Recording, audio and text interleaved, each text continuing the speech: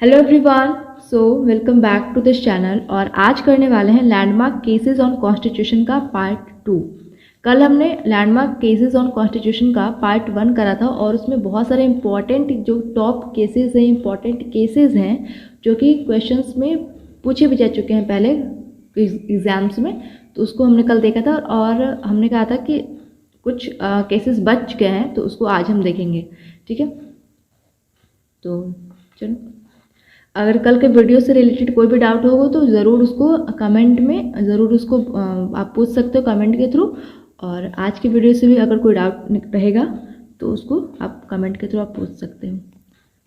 ठीक है, फिर तो हम यहाँ से देखते हैं इंदिरा गांधी वर्सेस राज नारायण केस। हाँ, कोई भी केस देखने से पहले हम ये बता दें कि हर एक केस को हम ऐसे समरी उसको पढ़ेंगे, मतलब उसमें इंपॉर्टेंट जो चीज़ें होंगी वो तो हम देख लेंगे, उसका बैकग्राउंड क्या था और उसमें जजमेंट क्या दिया गया था वो हम देख लेंगे। ठीक है, लेकिन हर एक केस पे ऐसे 10 मिनट का कंटिन्यू वैसा नहीं करेंगे, लेकिन इतना बता दिया जाएगा कि समझ में आ जाएगा आपको। और MCQs जब आएंगे, क्वेश्चंस आएंगे तो आप वहाँ तक आंसर तक आप पहुँच जाओगे। ठीक है, तो इंदिरा गांधी वर्सेस राज नारायण केस। तो इंदिरा गांधी 1971 में क्या हुआ था कि जनरल इलेक्शन हुआ था। 1971 में जनरल इलेक्शन हुआ था तो जिसमें इंदिरा गांधी जी जीत गई थी, एज अ प्राइम मिनिस्टर वो जीत गई थी।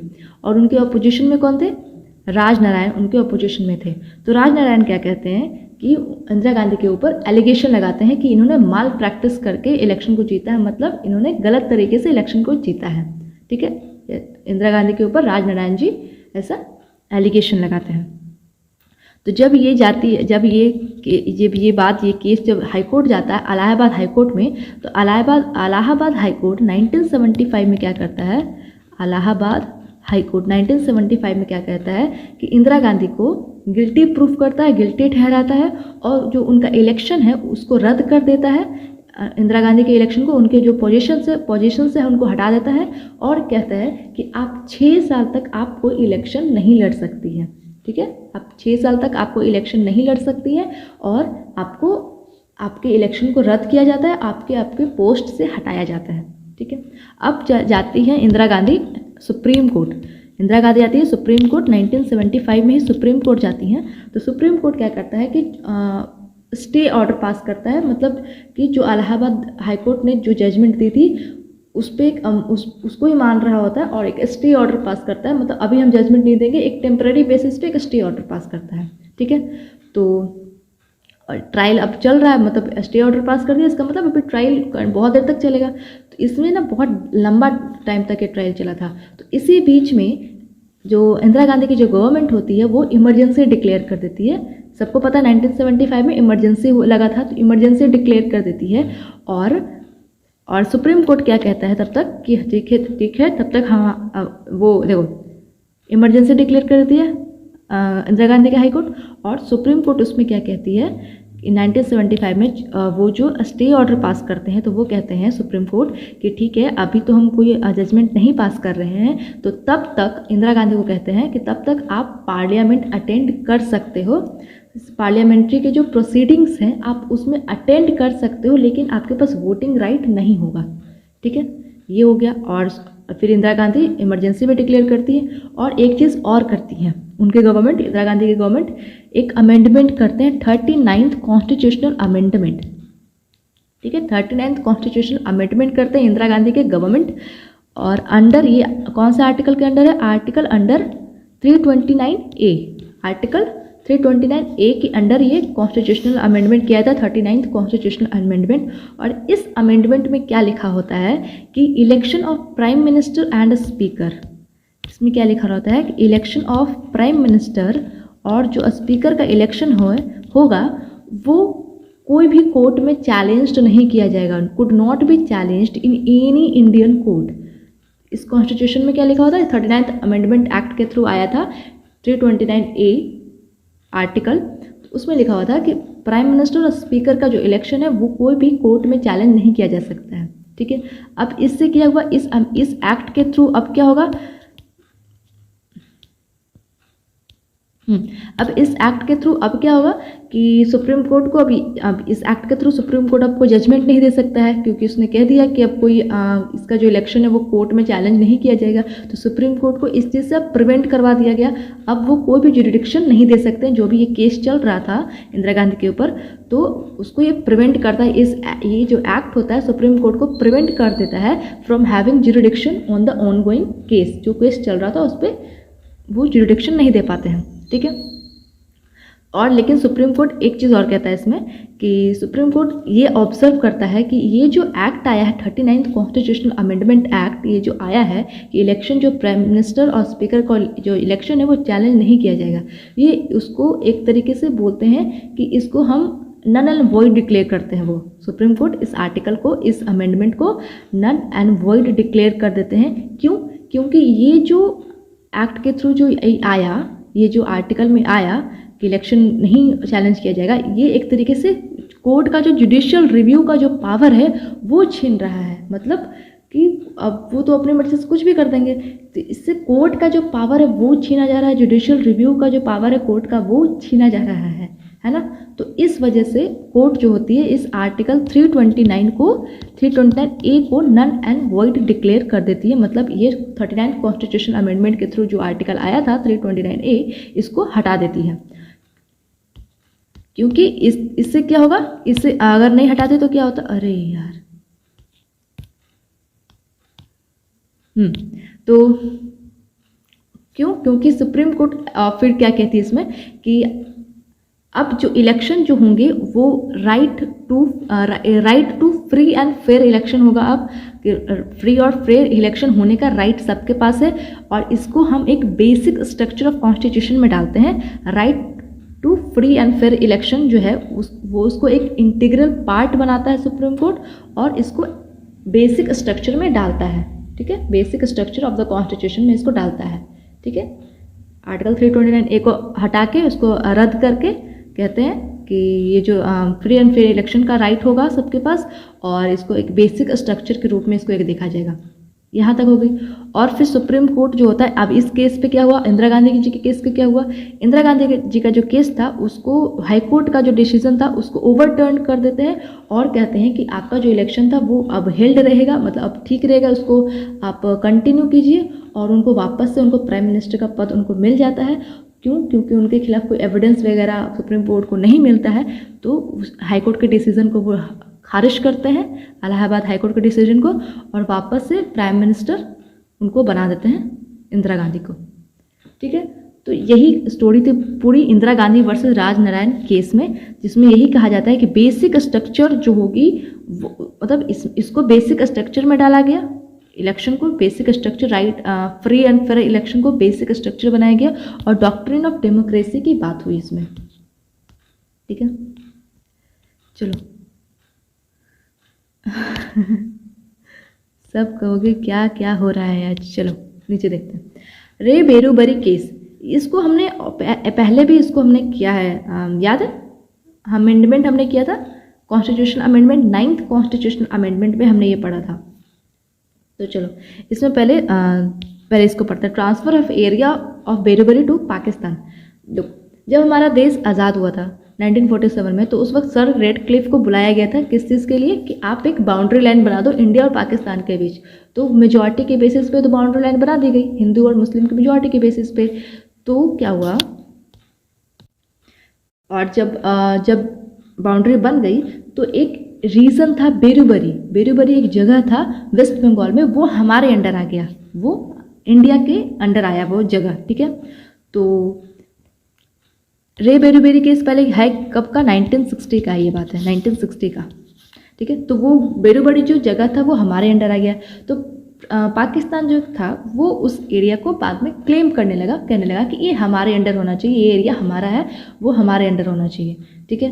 तो फिर इसको लेके काफ़ी एग्रीमेंट भी हुआ, जैसे एक नेहरू नून एग्रीमेंट हुआ 1958 में, एक नेहरू नून एग्रीमेंट हुआ था, और उसके बाद में 1959 में भी एग्रीमेंट हुआ। लेकिन इस एग्रीमेंट में कुछ ऐसा डिसीजन नहीं निकला। नेहरू नून एग्रीमेंट में क्या हुआ कि ऐसे कि एरिया को एक्सचेंज कर लेंगे, इंडिया और पाकिस्तान के बीच में कुछ बाउंड्री को एक्सचेंज किया जाएगा, लेकिन वेस्ट बंगाल की जो गवर्नमेंट है वो मानी नहीं।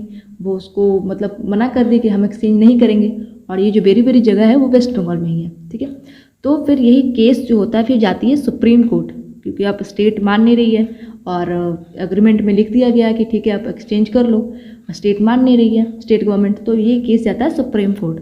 तो सुप्रीम कोर्ट क्या कहते हैं कि देखो हमारे आर्टिकल 3 में ये तो मेंशन है कि हम अपने एरिया को चेंज कर सकते हैं, ऑल्टर कर सकते हैं, ऊपर नीचे कुछ एरिया को अपने लैंड बाउंड्री को ऊपर नीचे कर सकते हैं, छोटा बड़ा स्टेट को कर सकते हैं। आर्टिकल 3 में हम बाहर के स्टेट को भी, बाहर के जगह को भी अपने अंडर ले सकते हैं, लेकिन आर्टिकल 3 में ये मेंशन नहीं है कि अपने एरिया को, अपने बाउंड्री को, अपने जगह को हम फॉरेन कंट्री को दे सकते हैं। आर्टिकल 3 में ये मेंशन नहीं है। तो इसी के लिए फिर आर्टिकल 368 के तहत अमेंड किया जाता है, अमेंडमेंट होता है, और वो अमेंडमेंट होता है 9th कॉन्स्टिट्यूशनल अमेंडमेंट।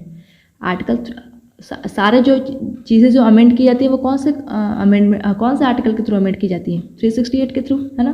तो आर्टिकल 368 के थ्रू फिर ये अमेंडमेंट 9th कॉन्स्टिट्यूशनल अमेंडमेंट किया जाता है, और फिर उसके बाद बेरूबेरी का जो कुछ रीज़न है वो फिर पाकिस्तान को दे दिया जाता है।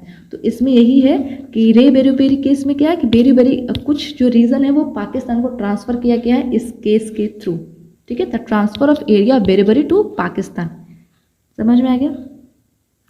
और इसमें एक और है कि preamble is not a part of constitution. इसमें एक चीज़ और लिखी हुई है कि प्रेम्बल जो है वो कॉन्स्टिट्यूशन का पार्ट नहीं है, और इसीलिए उसको अमेंड नहीं कर सकते हैं, क्योंकि कॉन्स्टिट्यूशन को ही अमेंड कर सकते हैं हम, और जब प्रेम्बल को कॉन्स्टिट्यूशन का पार्ट नहीं माना गया है तो इसको हम अमेंड नहीं कर सकते। ये भी बेरूबेरी केस से ही रिलेटेड है, ठीक है, दोनों को याद रखना। और लेकिन फिर बाद में केशवानंद भारती केस भी एक हुआ था 1973 में, फिर उसमें फिर कह दिया गया था कि प्रेम्बल जो है वो पार्ट ऑफ कॉन्स्टिट्यूशन है, ठीक है। तो वो आगे भी देखेंगे हम यहाँ पे केशवानंद भारती केस। तो अब आते हैं संकरी, यहाँ पे Shankari Prasad versus Union of India. Shankari Prasad versus Union of India case, ये जो है 1951 की ये केस है। 1951 में याद करो, 1951 फर्स्ट कॉन्स्टिट्यूशनल अमेंडमेंट 1951 में हुआ था ना। तो जब 1951 में जब फर्स्ट कॉन्स्टिट्यूशनल अमेंडमेंट हुआ, तो उसमें क्या किया गया कि जमींदारी सिस्टम जो था उसको अबॉलिश कर दिया गया। फर्स्ट कॉन्स्टिट्यूशनल अमेंडमेंट के थ्रू गवर्नमेंट ने इसको लाया और पार्लियामेंट ने इसको लाया, और इसके थ्रू जमींदारी सिस्टम जो हमारे देश में चला आ रहा था उसको अबॉलिश कर दिया। तो अब क्या हुआ, जमींदारी सिस्टम अबॉलिश होने से जमींदार जो थे उनको बहुत अफेक्ट करेगा, ऑब्वियस सी बात है, क्योंकि उनकी जो लैंड है वो उनकी लैंड को लिया जा रहा था, गवर्नमेंट उनकी लैंड को ले रही थी, तो उनका इतना बड़ा नुकसान होगा। तो जमींदार लोग चले गए हाई कोर्ट में अपील करने। तो क्या हुआ, ये मेनली 3 जगह की बात है, बिहार, यूपी और एमपी, 3 जगह की बात है, ठीक है।